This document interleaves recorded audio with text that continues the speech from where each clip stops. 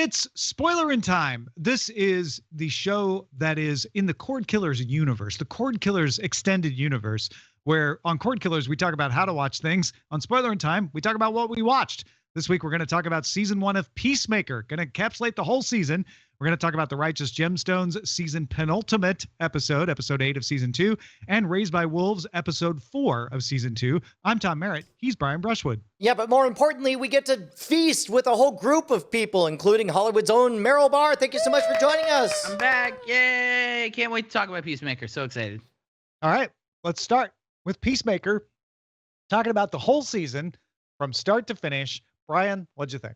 Loved it. I have not been shy about talking about it on other podcasts. But before we go in, I would kind of love to know, where was everybody's expectations for this? Because I liked, but didn't love the Suicide Squad. I thought I was happy to see more James Gunn, but I'm not especially enamored of the D-list characters from the DC universe, or even the DC universe in general. That's just where I'm coming from. But I was pleasantly surprised. I was blown away by Peacemaker. It kept surprising and delighting in ways that just got better and better and better. I was shocked how much I loved it, because there's 1,000 reasons why I really shouldn't have. Like, it was a cynic. It was developed in a James Gunn fugue state while he was editing the movie, the Suicide Squad movie, and that means I shouldn't like it because it's doing that auteur 8-episode movie thing that I don't like. John Cena's character is a straight up villain in the movie, and the recontextualizing of him into an anti-hero is okay. Well, he becomes a villain at the end of the movie, I should say. And also Gunn wrote every episode, and that can be hit or miss, and I was shocked at how enjoyable it was. And you kind of, all those problems kind of go away as you watch the first episode and realize, oh, this is a fever dream of a show. And I'm in for all. You're either in for that fever dream or you're not in for that fever dream. And I was so in for the fever dream. Tom? I expected something along the lines of other DC shows that are on HBO Max. Instead, I got a commentary and a hilarious patter, and an amazing opening dance. We talked about the opening dance before, but sets the tone. So we don't need to spend too much time on that, but it is one of the only shows that I don't skip the intro after the first couple of times. And I was blown away by how transparent and yet how effective I thought James Gunn was at explaining, this is how I ended up on Suicide Squad. I was once a person who believed dumb things. Peacemaker is a person who once believed dumb things. We're going to surround him with people who gently correct him, maybe sometimes don't gently, but still correct him, and show that Peacemaker himself was not an evil person. And we're going to set that off for you by having his father be an actual evil person, so that you can see, here's someone who just isn't thinking very straight, or doesn't really know what they're saying, or hasn't experienced things. Here's an evil person, and let's show you the differences. And we're not going to let Peacemaker off the hook. We're going to have a series of characters around them who are like, yeah, this is why that's not okay, or not cool, or you shouldn't do that, while also weaving in what Meryl talked about, which is, the recontextualizing of a villain, aka Peacemaker, as an anti-hero, which to me was almost beside the point after the rest of the things that Gunn did. So Bryce is in a unique position in that you're only halfway through. I would love to get the midway through experience. I finished episode 3 last night. Okay. I didn't have enough time, but I still really dig it. I'm the only person on the planet who doesn't like the opening sequence. Sorry, I skipped it. Also my daughter. She also was not impressed. Your oldest daughter? Yeah. Yeah, okay. But I really dig it. I could see she wouldn't like it. I really dig it. It's really fun, and talking about kind of the auteur style, you can hear James Gunn's voice in every script. You can very much like how you can tell Joss Whedon's lines in the first Avengers. Like, yeah, man, that's just the thing that he does. But I really dig it. It's crass without being, I don't know, trying to be overly gross. It's as far as I've gone, but it's good. Brian, I dig it. I mean, Brian, you made it to the PowerPoint presentation, right?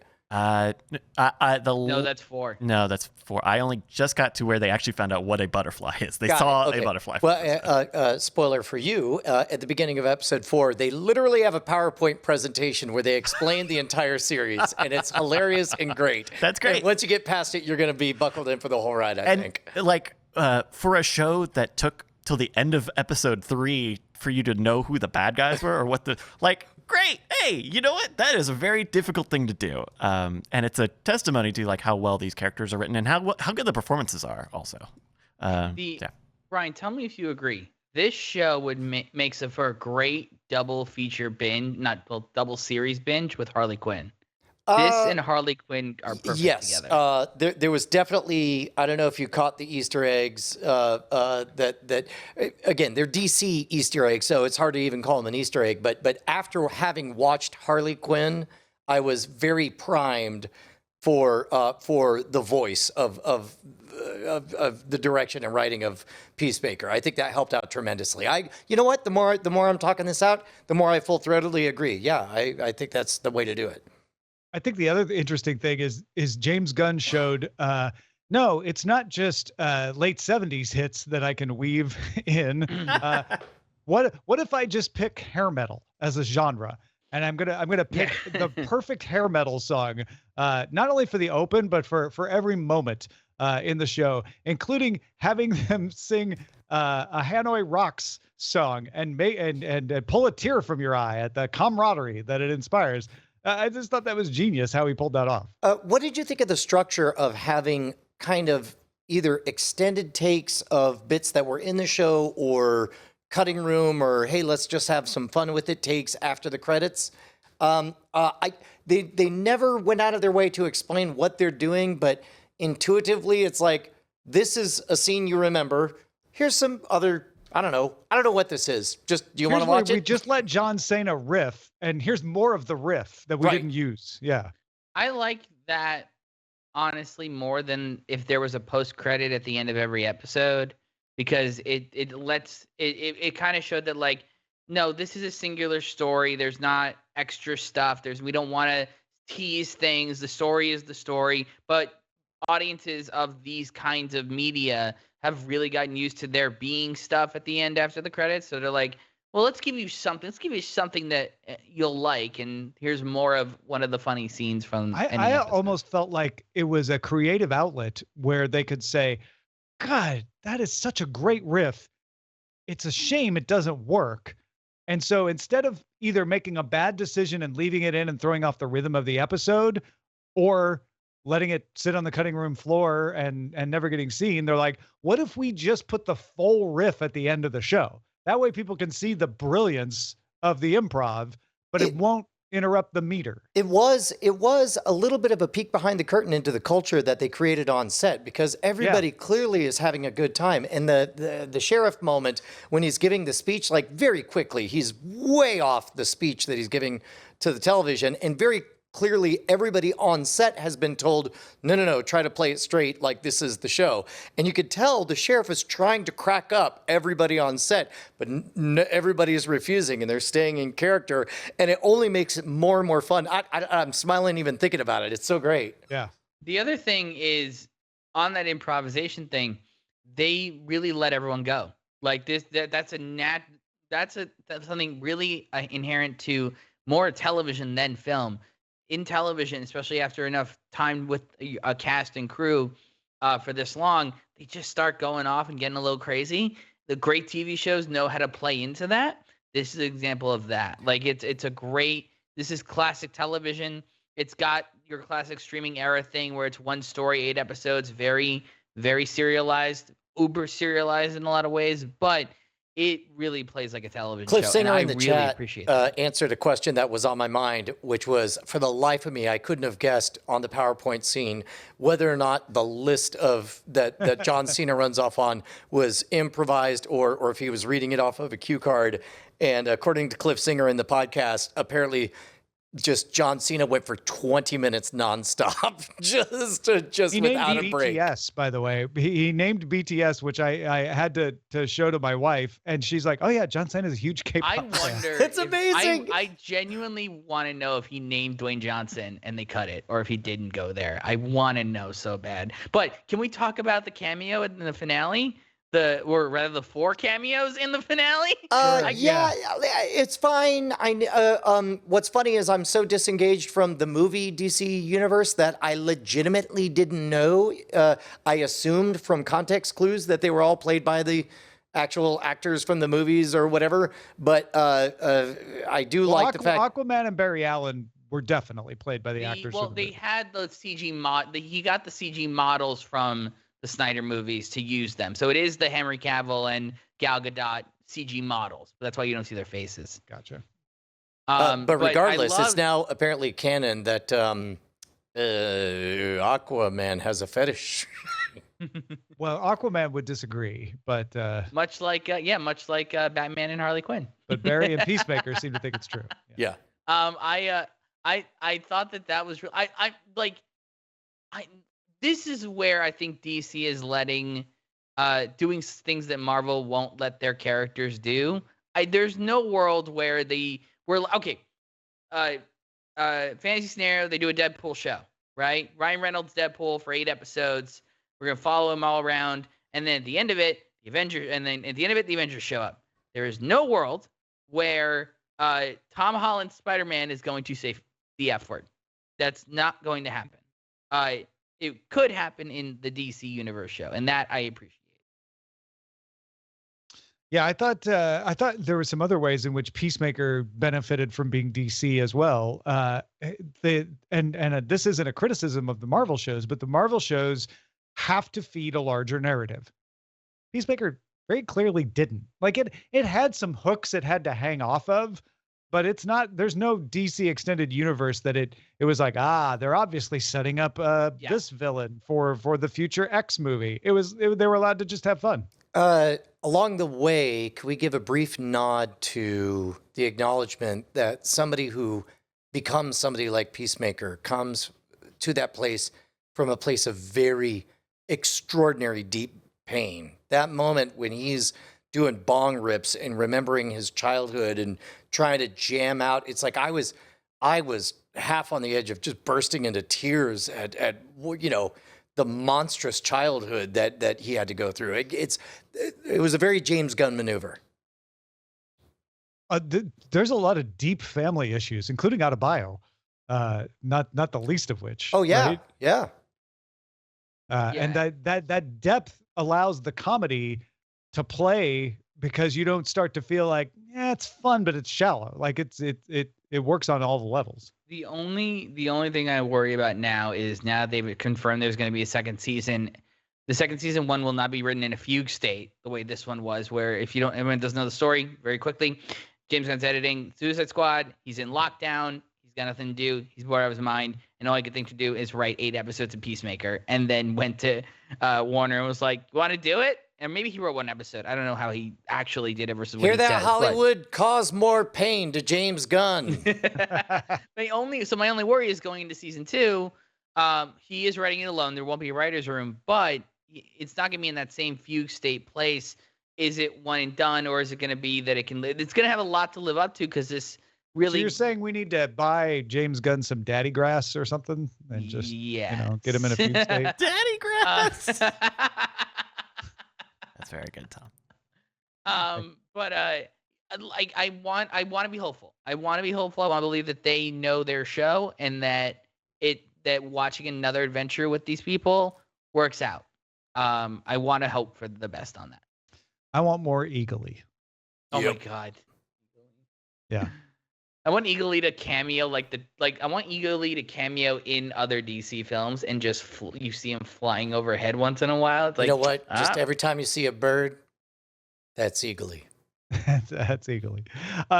One of the things that struck me partway through the finale was, this story really isn't that great or complicated. That's why I'm worried about James Gunn writing them all by himself on the second season. That is not for me, that's not a worry. It was like, oh, he knows how to garnish well. Like the story's strong enough, right? This isn't about the story being great. This is about the world and the characters and the execution being great.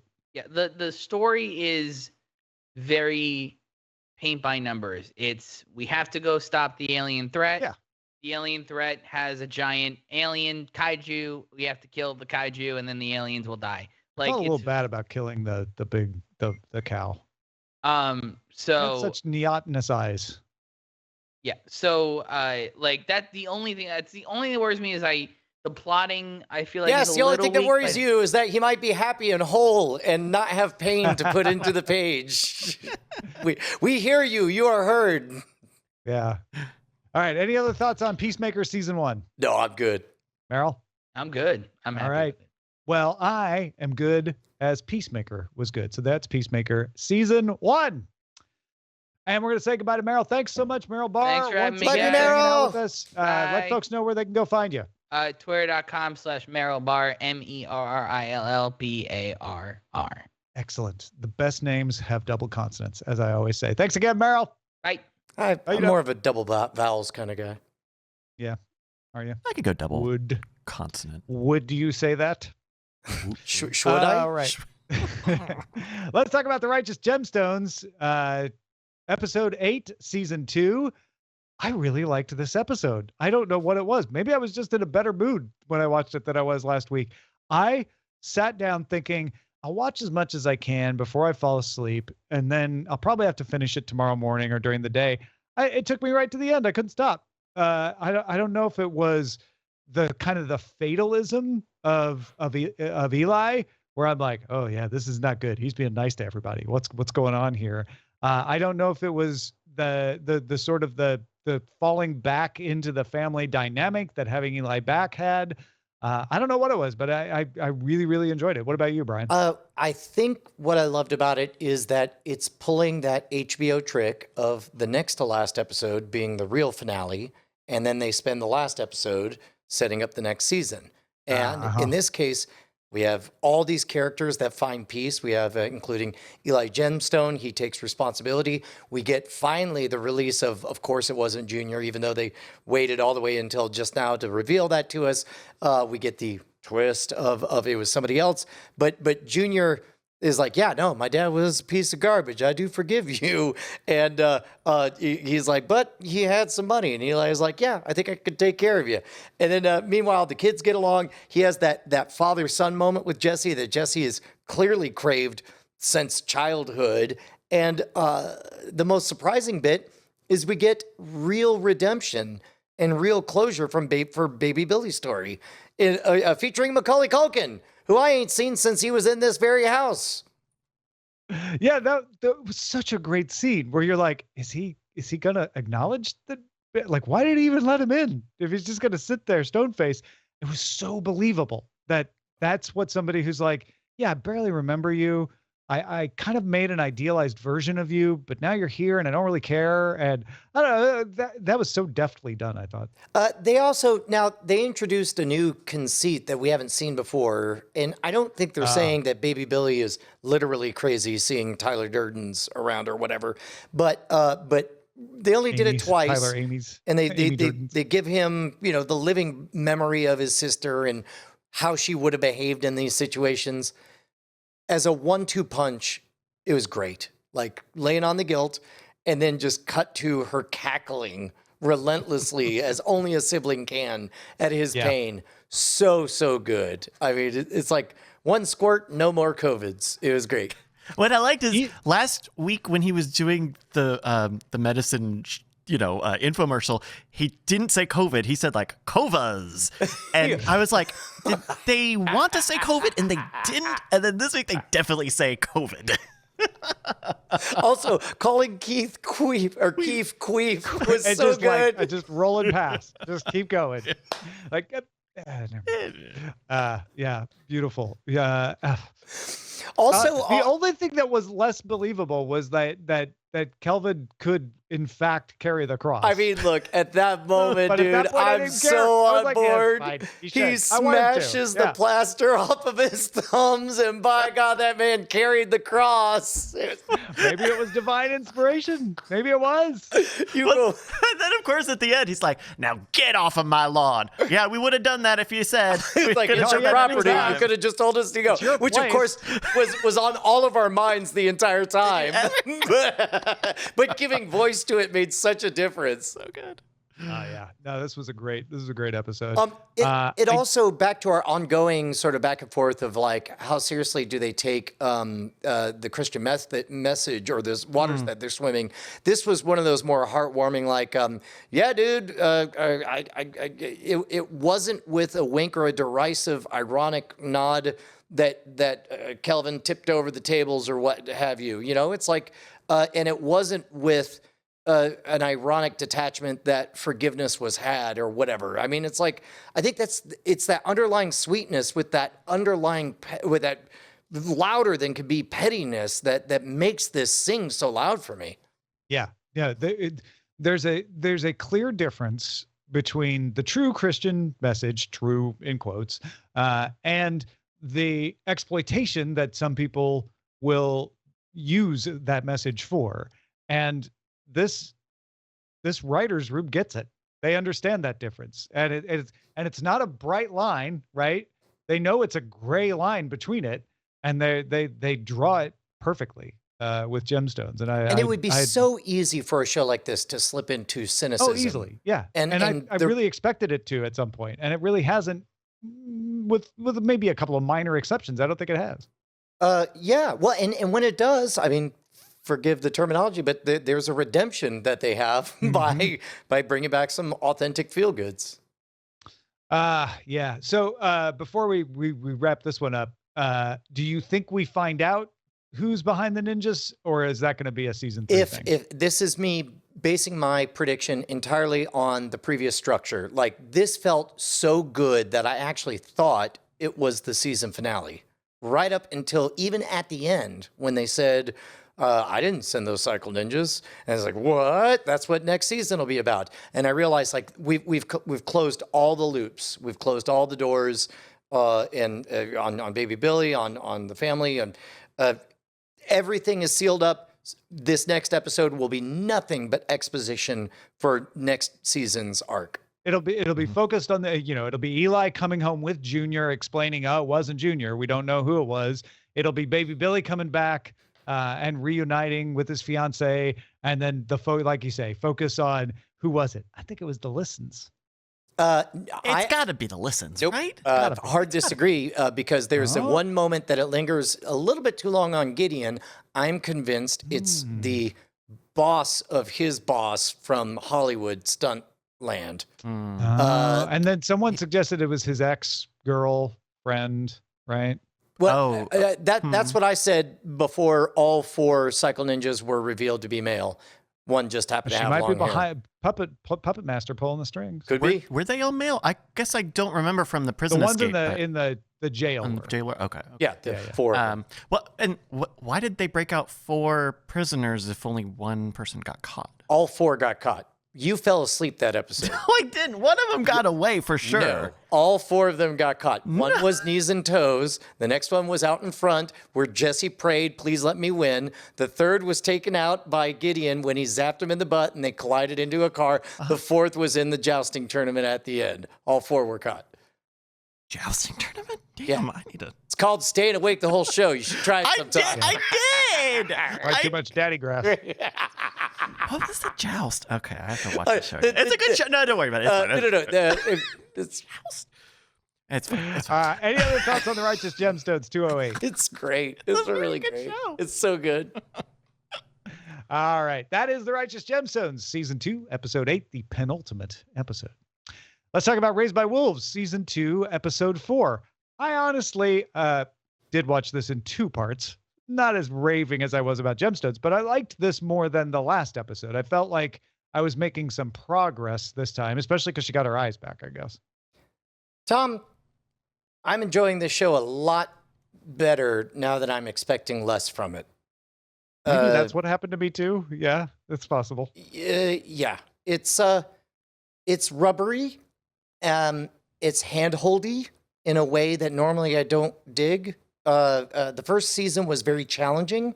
It double dog dared me to look away for even a second, and then would laugh in my face because now I had to rewind because I needed to understand every frame. Now it's like, go get a milk, you'll be fine. Come back, it'll be pretty clear what we're up to. But having said that, I don't dislike it at all. I'm happy to watch it. Maybe even happier because it's just silly and loosey-goosey now, which is not the show that I fell in love with, but it's a fine show. I don't know if I'd call it silly yet, but it's definitely the other thing. You didn't see the eyeballs. What? You didn't think the bio bomb on the mouse. What's wrong with why is that silly, the bio bomb on the mouse? The bio bomb on the mouse was not silly, but the eyeball thing was very It was fairly predictable. They're like, that's an oddly obvious thing for an AI super intelligent computer to do, is to tell a child what its plans are and then give it a mouse. Yeah. No, I get that. I'm agree with that. I don't know if I'd call that silly. Why is the eyeballs silly? Because she moved him out of his with the magnet or whatever? That was kind of goofy, and also I would love her hand was a magnet, and that's why she was able to like just pull it out. I'm excited to learn what superpower Marcus apparently had and what those eyeballs do. But all I know is I guess maybe it makes you very persuasive, but it also gives you a bunch of veins on your face, and then makes you very vain. I mean, to be honest, but they did a good job of. Sorry, one last thing on the eyeball thing. They did a good job of portraying Marcus as being very flaccid once he gets those eyeballs out. He really cannot lead anybody without going crazy and hearing things. And it's a very subtle thing. It's not like he just suddenly slouches and Charlie Brown walks all over the place and it's like, I don't know, maybe the sun. Right. It's hard to put your finger on exactly what's different. It's like he still thinks he's in charge, but he's just lost all the dynamism. Yeah. Right. And also, so that he doesn't have the eye of the tiger or whatever, or the eyes of the actual person. Yeah. Literally. I did feel some decent fun tension as Mother, before they figured out that she was re-weaponized, as Mother approaches saying, hey, I'm going to give you this one warning. And then as they're asking the trust, this is a fairly time-sensitive issue. What do we do here? I thought they would lean into that even more tension with that. Yeah, I didn't think the trust did very well, given I how don't much think the it's trust been has built done up as like, oh, it's the brilliant machine that can control everything. Yeah. Yeah, the trust is kind of garbage and has done nothing right the entire show. The trust is like IE6. We haven't seen it do anything good. Still around years later, but it's not very good. It and the ship are the central hub of this outpost. I mean, yes, it doesn't do anything in the show, and it's a very whiny brother sort of voice, and yeah, she kind of kills it without any pomp. But it does have expect more chess moves between her and the trust, because the trust theoretically has a lot more processing power. Now, I don't think it's dead, though. To be honest, I bet it's still out there. Here's something I could get on board with, that I'm going to throw this out here as wild speculation now, but if I turn out to be right later, I will insist was clearly thought out. This is the same Brian who's getting out of the speculative game, right? Yes, correct. We got critters. We got biological critters running around in the sea of acid and all that stuff. Yeah, that's a hazard. Yeah. We got robots that are all like all knowing, telling humans what to do. Then we have two flavors of humans, and they got crazy different beliefs. I like the idea of between the hostility of the planet and its living organisms trying to kill them, and the hostility of the machinations of the robots squeezing humanity, and they have no choice but to all learn to get along, and it's only together humans can take on the robots and the environment. I said this on on Weird Things. Wikipedia. I said this on Weird Things. I think it was this week. Freddie Casty said this. Don't even where Raised by Wolves is just too magical. It's got magic in it. This show has got magic in it, and that's fine. And I think that what they've done in season 1 Any is very advanced technology is indistinguishable from magic. basically. Well, I mean, that's what they're literally, playing on, right? Like, there's clearly something with the eyeballs that let him hear things. But I think they've got a very good mystery, and I don't think that they're going to have like a great answer. I think I was a little confused by. I loved the father putting the milk blood in the broken android that he found, and it was slowly coming back to life. And then I was disappointed when it just disappeared. And he's like, "Oh, I guess Mother took it." I'm like, "No, dummy, it woke up." But did we get anything else on that, or is that just left hanging for the next episode? That's, to me, that's the blinding light that Campion sees and protects him from what's his face. I think I would say. You guys remember that? Where where the sun shines between a couple of rocks, kind of looks like a guy. And then it disappears. There was also that thing that came out of the water. I was like, is that supposed to be that? I don't think that was supposed to be that. It was more of a anthropomorphic thing that came out of the water, I thought. I would have expected. The disease that the child gets, because covered in lizard disease, and his eyes turn into lizard eyes. Yeah. Okay, so that was okay. That is okay. That's a great example. You were asking for an example of silly. That was silly. Eyes go. Why is that silly? I don't think that's silly. Some genetic disease that just starts changing you and slowly killing you. I mean, it's not reasonable, but I don't know that it's quite on the silly side. But it's just so perfect how there are crazy reptile evil alien monsters. It's the difference between Superman changing clothes in a phone booth versus the movies or whatever. It's like they both convey the same thing. He sheds his mortal looking identity and becomes this demigod. But there are different ways to tell it. And the way they told he's now lizard like now with a eyeball effect, They didn't make a boinking sound. It almost did. I watched it twice. I did have to rewind just to see. It does go like if anything's silly, it's the idea that the biological agent would kill you slowly by causing pustules rather than just kill you. Yeah, it's. I'm just saying that when the show says sometime that, that virus actually turns you into the monster, we can all collectively say, duh, you told us this. You've been telling us everything. Sure. It's been telegraphing. But a good show. All right. I'm still in. Raised by lizards? Yeah, dude. Raise them all. Lizards, wolves, the dead. Raised by Wolves. That is season 2, episode 4. And that is it for Spoilerin time. Next week, we will, of course, talk about the Righteous Gemstones season 2 finale. We will talk about Raised by Wolves, episode 5. And barring some last minute change like we made this week, we will talk about Miami Vice Payback with Frank Zappa. Talk to you then.